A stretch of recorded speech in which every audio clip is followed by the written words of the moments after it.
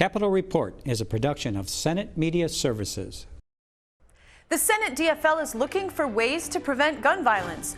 The budget surplus has grown, and the state economist talks about why lawmakers should take a cautious approach. And finally, shrimp in Minnesota? Stay tuned for this week's Capitol Report.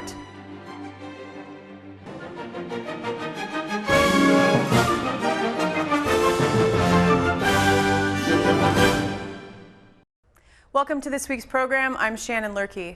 On what would have been the 26th birthday of Taylor Hayden, Senator Jeff Hayden's sister, lawmakers and advocates held a press conference to highlight proposed legislation that could help reduce gun violence in Minnesota. Here are some highlights. As they were leaving the place where they had eaten and were having fun, gunfire erupted between two parties that were, apparently having a problem. We think that it was maybe a narcotic sale gone wrong, but they're still investigating that. And as they were shooting at each other, they ran into the crowd and essentially used my sister as a human shield. And so she was hit twice and was killed. So we felt it was very appropriate to celebrate Taylor. We want to celebrate her. We want people to understand that gun violence has to end. It has to end. We can no longer keep saying, oh, that's too bad.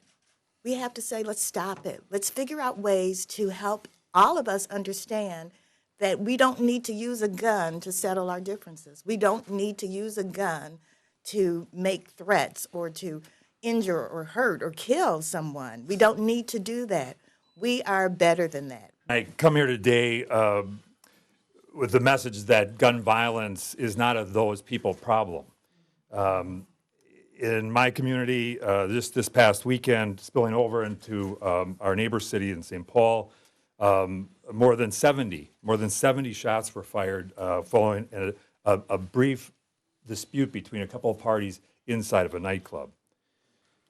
I'm a lifelong hunter, a member of the NRA, and a conceal and carry permit holder. And I'm the person who called the FBI on Zacarias Moussaoui when he tried to get flight training on a 747 in 2001, trying to be one of the 20 hijackers of 9/11. And the FBI credits my call for them detaining him 27 days before 9/11. I believe in doing the right thing, no matter the personal cost. I also believe in the Second Amendment rights. I also believe there is a great responsibility that goes with those Second Amendment rights. 82% of Minnesotans support full universal background checks on all firearm purchases. We don't have to convince the people of Minnesota. We have to convince the leadership in certain quarters in the legislature to listen to the people of Minnesota and pass these bills. Joining me now in the studio is the lead sponsor of 3 bills that would help prevent gun violence in Minnesota, Senator Jeff Hayden. Welcome. Thank you. Thank you for having me. Let's start with the Taylor Hayden Gun Violence Prevention Act, which was named for your sister, who was essentially in the wrong place at the wrong time last year. And our condolences to you and your family. Well, thank you. How would this bill help to prevent gun violence? Well, one of the ways that we wanted to shape the bill, Taylor was unfortunately killed in a parking lot in Atlanta, Georgia on a girls' weekend out. And so some either gang violence or something went wrong between two parties and she got caught in the middle. We want to have a conversation with our community. We want to be able to have nonprofit and other organizations that really do outreach in communities, in particular in communities of color, where these kind of things happen more often than not, and start to have a conversation about the underlying culture of gun violence, making sure people understand what happens when you get a gun, when you shoot a gun, and ultimately what happens to the person who shoots the perpetrator and the victims and their families. And we think that that's a different approach to gun violence, to really start to have this conversation. Your bill would seek an appropriation for programs. It would offer grants to programs that worked in the community, as you said. Can you give an example of a kind of program that would qualify? Well, you know, what we would hope is develop an RFP, but one, I just spoke to a black psychologist today. She has a program called Project Mari. It's an Afrocentric program that really seeks to talk to young people about who they are and make sure that they value themselves and that they're safe in their practices and what they do. And gun violence, along with other safe practices, that it would be groups like that that we would identify through an RFP process that has the relationship with the community really structured towards adolescents, you know, post-adolescence, folks, you know, people like that, as well as their parents, because often this culture of violence has been perpetuated over generations. Let's move to another bill that you're sponsoring, which would enable law enforcement or family members to petition the court to prohibit people from possessing firearms if they pose a significant danger to themselves or others. Why is this bill necessary? Well, if you think about it, if someone is posing a threat to themselves, say they're suicidal, or they have a mental illness and the voices in their head are telling them to do something to someone else, and a court has deemed that they have this issue, one of the things that we want to do is to be able to safely get their guns, right? Safely get them with a family member or in a safe place while they develop this treatment, go through whatever the process that they need to go through.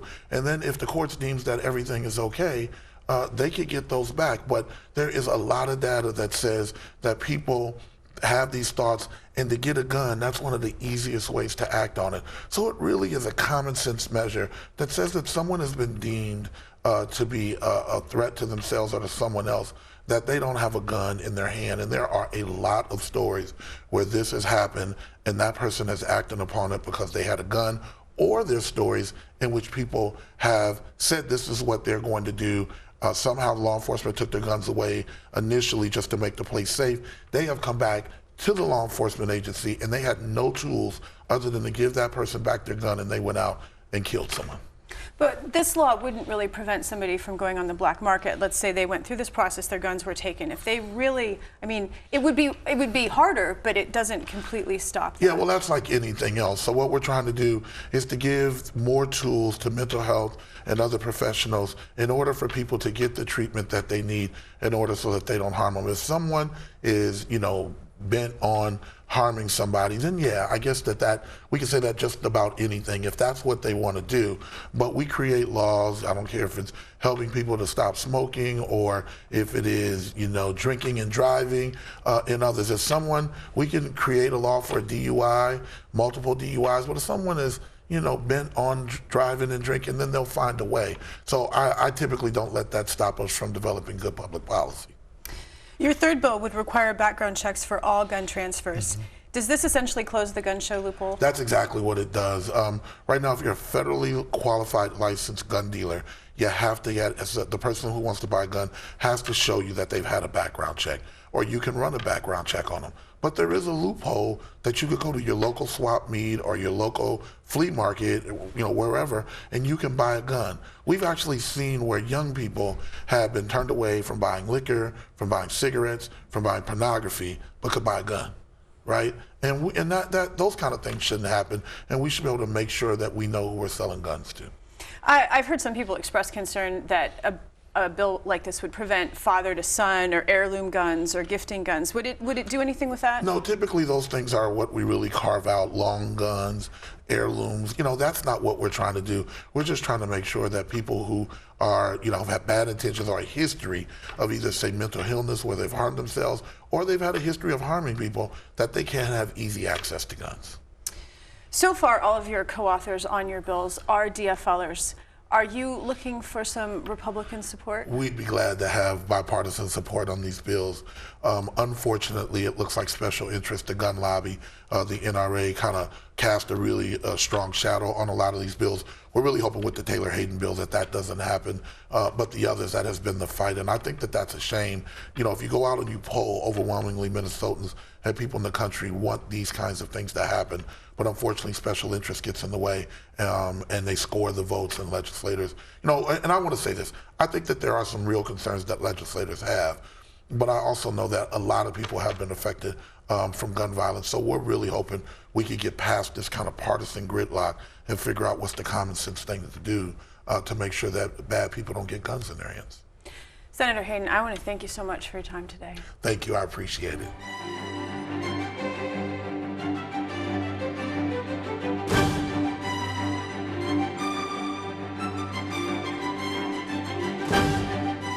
The much anticipated February budget and economic forecast was released Tuesday, projecting a surplus of $1.65 billion for the upcoming biennium. The governor and caucus leaders reacted to the budget briefing. This budget forecast is more very good economic news for Minnesota. It's the 8th straight budget forecast that shows still further improvement in our state's finances. At the National Governors Association conference last weekend, the meetings with President Trump, with other key administration officials, and among my fellow governors, were characterized by unprecedented degrees of uncertainty, anxiety, and confusion. In those meetings and in other recent pronouncements, administration officials offered only generalities about healthcare reform, trade policies, and other crucial matters. All of which means that the uncertainties surrounding this budget forecast demand extreme caution and restraint from my administration, the legislature, and various affected interest groups. An extra surplus doesn't solve everything. We still have to balance the budget. And like the speaker mentioned, the governor had proposed prior today a 10% increase in spending. And even though we have a surplus, in our minds, that doesn't mean that we should continue to increase spending at rates above what a family would spend. You heard the governor talk about what we don't know what the federal government's going to do. We could easily have $1 billion or more of shortage in health and human resources down the road, depending on what they do. And how does that affect us? Remember that a surplus is we've collected more money than we need from Minnesotans. We think we should give some of that back, reinvest back in Minnesotans. Before you print the governor's 10% budget increase, do the math, right? You can make numbers say anything you want to say, but if the governor had a 10% increase in his budget, the current budget's about $43 billion, his budget proposal would have had to have been $4.3 billion increase. That's just not true. It's closer to 3%. I think at the end of this biennium, we need to look both at the numbers on the spreadsheet, but also the condition of the assets of the state. Our roads and bridges, can we improve those? We should improve those. We have the responsibility and the opportunity to do that as a result of this forecast. To help make sense of the February budget and economic forecast, state economist Dr. Laura Kalimbakinis now joins me in the studio. Welcome. Thank you. MMB Commissioner Myron Frans pointed out that this is the 8th positive budget forecast in a row. In addition to the administration's fiscal policy, what is it about such long periods of economic expansion that causes misgivings among economists? Well, the misgivings come from the fact that business cycles move in a cycle. And so when you have a period of recovery from a recession along with an expansion period, eventually you should expect a recession to come. The business cycle is going to turn down. And at the moment, we are in one of the longest economic expansion and recovery periods on record. So it's almost tied for third, it's fourth longest. And while people don't necessarily think expansions die of old age, just statistically, the longer that expansion goes, the riskier the bet that that growth will continue. Is it fair to say, in terms of yesterday's February forecast, that U.S. policy does not usually impact the state forecast as much as it did this time? Yeah, there's always some uncertainty about U.S. policy. Minnesota's economy is tied closely to the U.S. economy, and there are changes in federal fiscal policy that can affect Minnesota. But this does feel like there's more uncertainty than usual because it was a pretty big change in Washington, and some of the policies that were discussed or proposed during the election were things that were quite different from the policies that we had been used to. Commissioner Frans also emphasized yesterday caution because not all factors were able to be considered in this forecast. For example, we don't yet really know what our federal policy on trade will be. So what would happen to Minnesota's economy if something changes and farmers start having trouble exporting their crops? Yeah, the sectors that depend on exporting, so those would be manufactured goods in Minnesota, goods that are manufactured here, agricultural commodities, as you mentioned, iron ore. All the businesses in those sectors are watching this trade policy discussion and trying to figure out what it's going to mean to them. It matters a lot that they be able to reach markets for their products. We're in a global economy, and farmers in Minnesota are producing crops, producing corn and soybeans in particular, that are meant for customers all over the world. And so they want to be able to reach those. What happens in trade policy will affect their ability to do that. What happens in trade policy will also affect the value of the US dollar, and the dollar's strength right now makes our goods more expensive for our overseas customers. And so that's another thing that they're watching. And when you're looking at trade policy, you have to think a couple of steps ahead. So you can't just look at, well, if the US is going to have a protectionist policy or a policy that's trying to support exports, that might be good for the exporting firms in Minnesota. But you always have to imagine that the country on the other side of that transaction is going to act too. And that can affect our ability to sell our goods overseas. So there's a bit of a chess match going on. There certainly is. Let's talk about immigration policy. The state has a low unemployment rate. We have a projected worker shortage as the baby boomers continue to retire. So how would not having enough workers, if immigration policy, I mean, that's where many of our workers are going to be coming from. So if immigration policy changes and we don't have enough workers, what would that do to the state's economy? So a couple of things that a worker shortage or a tight labor market, it's a couple of things that does. One is it raises the demand for, doesn't raise the demand for workers, but it can raise wages, because when you have high demand and tight supply, wages can go up. But it also can limit companies' ability to expand. So businesses that want to expand and are having trouble finding workers, some of them are thinking of ways to replace workers with equipment, so switch to computers or new technologies. And that can happen, and that can be a good thing in the economy, because that can raise productivity of the workers that do have those jobs. But some firms are not going to be able to do that, and they're simply not going to be able to expand because they can't find the workers. If wages go up, does that also then affect the price of goods? Does that bring in a possible inflation? So that, it depends on how quickly wages go up relative to prices. So what you'd like to see is that wage increases outpace price increases, so that workers, who are also consumers, are able to do a little better. Let's talk for a minute about healthcare policy, because that's also sort of up in the air. What are some key points to watch in terms of the state economy and the possible various health policy changes? Yeah, so one thing to look at is the reimbursement rates and the amount of money that the federal government sends to the states to take care of health care. And so that's something that I'm sure our budget director and commissioner are looking at. Another thing to pay attention to is that Minnesota has a relatively low rate of uninsured people. And that makes us all better off when everybody has access to health care. And so that's going to be a factor going forward, is to see if that changes. The surplus was forecast in November to be $1.4 billion, and yesterday's forecast says it's $1.65 billion. So where did that extra $250 million come from? Yeah, so there were some offsetting changes. Our revenue forecast increased and our expenditure forecast increased, but the revenue forecast increased enough to offset the expenditure forecast increase. And finally, you said that IHS, who handles the numbers for the state of Minnesota, incorporated federal stimulus in terms of the tax cuts that they expect from the Trump administration, and also the infrastructure that they expect investments in, beginning in 2018. With the uncertainty in the other areas of policy, is it optimistic to throw that in the mix?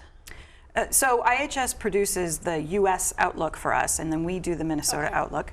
And you know what they did, what they were clear about doing, was that they decided that they could incorporate into the outlook factors that they were pretty sure were going to happen, that they had a fair amount of confidence were going to happen and that they understood what the outcome would be. And then they did not incorporate things that were so much more uncertain. There's a fine line between forecasting and guessing, and so they stuck with forecasting rather than guessing. They also did incorporate into the U.S. outlook the spending freeze, the non-military, not spending freeze, but the hiring freeze at the federal level. And so they didn't just incorporate things that were going to boost the economy. They incorporated what they thought was most likely to happen. Dr. Kolomakidis, that's all the time we have, but thanks so much for coming. You're welcome.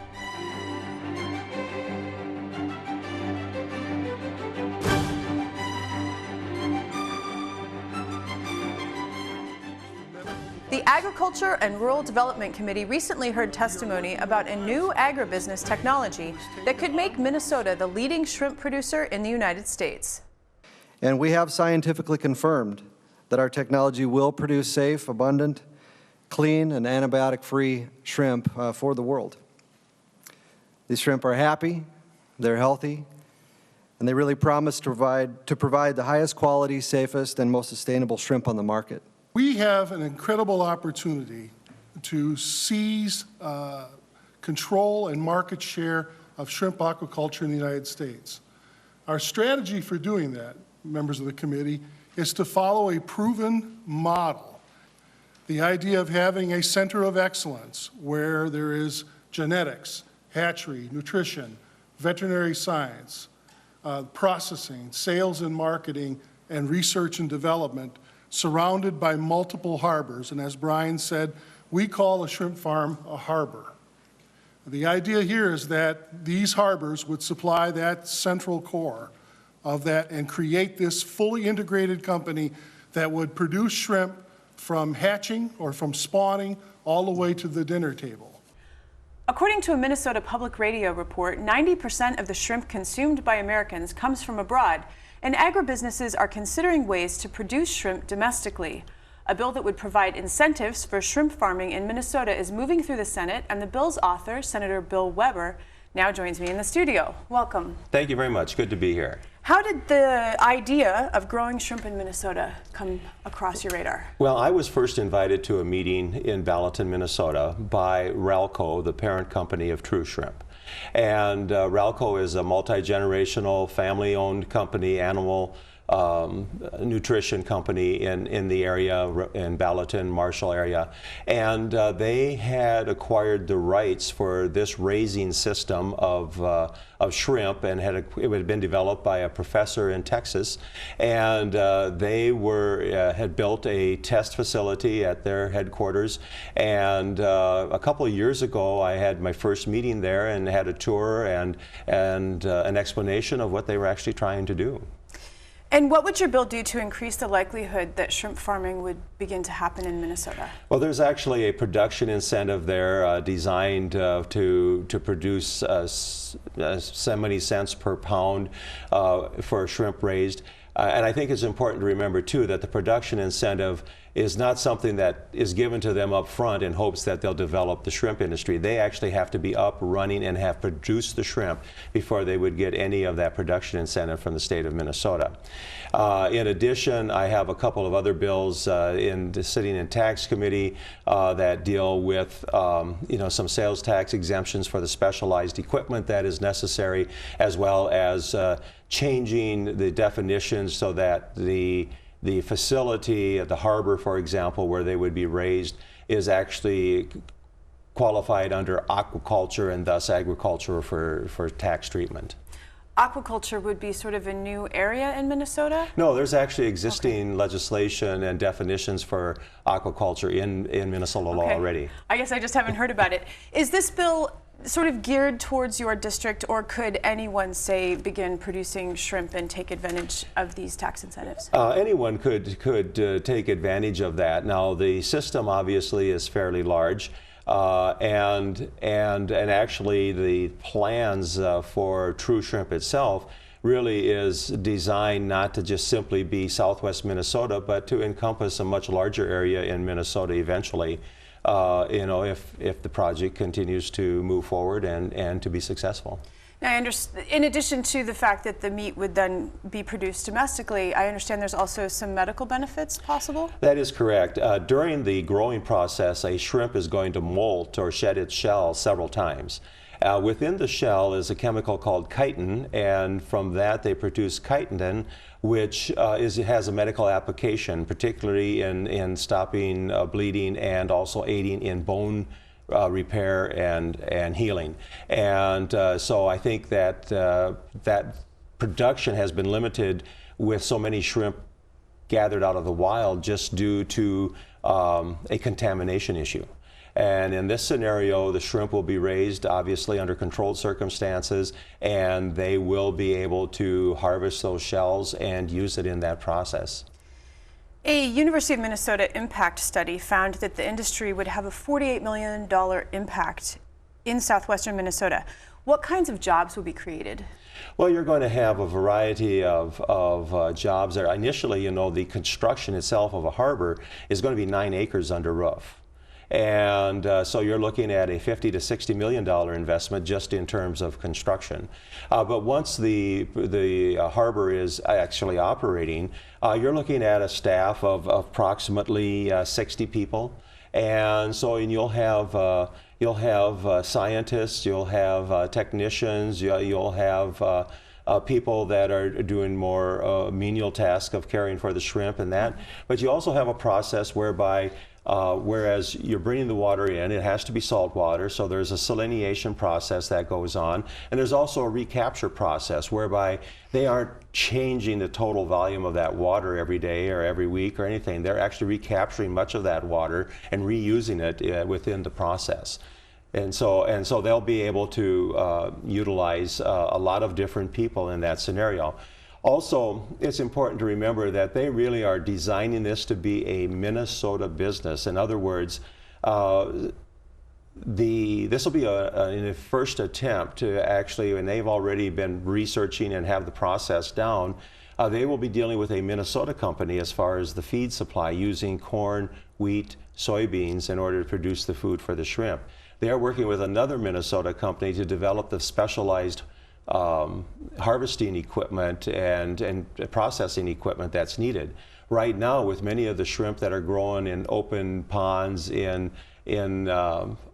Southeast Asia and what have you, most of that work is all hand done, a lot of it by child labor. And actually, in order to allow for easier working with the shrimp to, separate the heads and do all this and that, they actually wind up leaving them lay out in the sun for a while so they age, which there's another word for that, but we won't get into that, and to make it easier to actually deal with the process. And so they're working with a Minnesota company to actually deal with the mechanical machine to actually do the processing of the shrimp. Have they said how much they think this shrimp will cost? Will it be more expensive than the foreign produced shrimp? No, they believe that they'll be right within the realms of the market or even a little under what that market is. Well, Senator Weber, this is fascinating, and I want to thank you for coming today. Well, certainly glad to be here. I think it's a tremendous opportunity. They're looking at, I think, a unique business model, and it isn't just designed for them as a company, but it is really a design for communities to get involved and to have local investors and to actually keep this investment within Minnesota communities. And I think I appreciate their efforts because I know that they are being sought after by neighboring states and actually other countries to bring that process over there and take it out of here entirely. Well, we'll hope to keep it in Minnesota. Thanks Great. a lot. Very good. Thank you very much.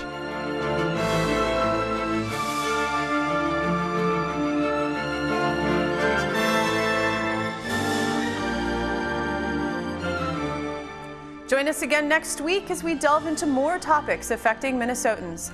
I'm Shannon Lurkey, and on behalf of all of us at Senate Media Services, thanks for watching.